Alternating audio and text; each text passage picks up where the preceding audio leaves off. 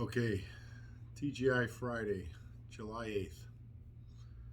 Let's rewind about a week and talk about all the attacks on our officers that have gone largely unmentioned. Whether it was the Northwest Side, Six Corners, on Wacker Drive, the state trooper that was attacked on the Goose Island Bridge, and what do you hear from politicians in this city, this county, or this state? Nothing. What do you hear from the mayor? Nothing. What do you hear from the superintendent? Nothing. Their policies have created this concept and perception of lawlessness, and we can do whatever we want because nobody is going to back up the police. Make no mistake about it, no different than what happened at the Columbus statue in 2020. Anybody shooting fireworks at a police officer is guilty of an aggravated battery. Deadly force is justified when an officer is the victim of an aggravated battery. Whether people want to like it or not is irrelevant. Our officers have no requirement to suffer great bodily harm or near death or death before taking action. We have protections that allow us to take actions preemptively to stop any great bodily harm from happening to ourselves or other people. That lawless behavior needs to stop. It needs to be called out. Officers need the ability to do whatever it takes to get those kind of situations under control in force. Where was the superintendent? He talks about our members at last count, as he said, July 1st. Oh, we stopped counting at 180 days off, as if that's plenty of time off. And it's okay to cancel every holiday now is exactly what he said. They are going to cancel holidays. This was never based in reality like they keep trying to talk about in arbitration, historical data. They've just decided they are going to cancel those holidays no matter what. The only solution is a replacement at the top. And by the top, I mean City Hall and the 5th floor of headquarters.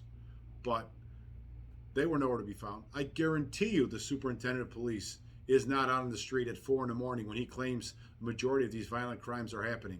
He's tucked cozily in bed like a coward that he is, ruling from a palace and a cushy pillow.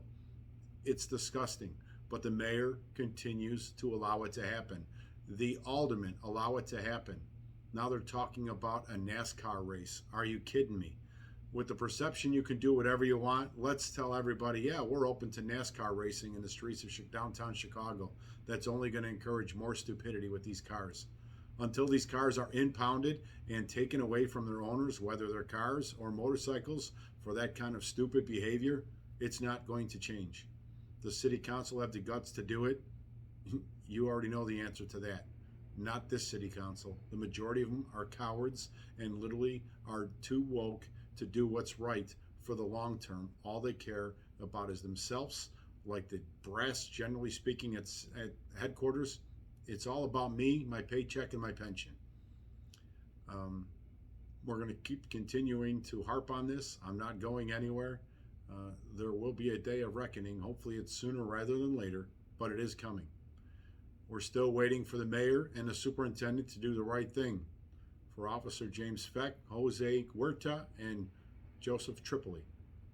Still, hundreds of days into this odyssey, and those families still don't have the designation and benefits of a line of duty death from COVID, like the other 4.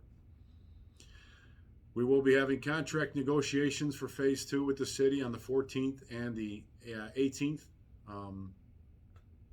The city seems to have decided they're going to drag their feet. I don't know if it's a hope that they drag it out long enough and the membership will look for new leadership at Lodge 7 next year, or whatever the case may be, but we're not going to wait that long. Arbitration is looming. We've had some discussions on many of these issues. They really need to get off their ass and get the rest of this contract completed. It's not us that's stalling, it's absolutely them. We asked for as many available dates in June and July as they could possibly come up with.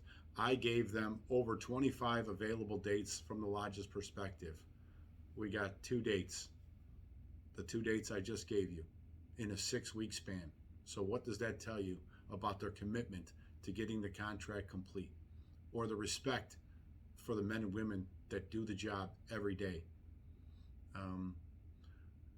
All I can tell you is days off aren't canceled right now for this weekend, so enjoy as best you can. I know there's some tier deployments, but as a whole, we're going to keep fighting that. There's going to be another hearing on the cancellations that occurred for Father's Day and the 4th of July, and try and have a remedy before Labor Day gets here. We shall see what happens. Stay tuned. We'll be in touch.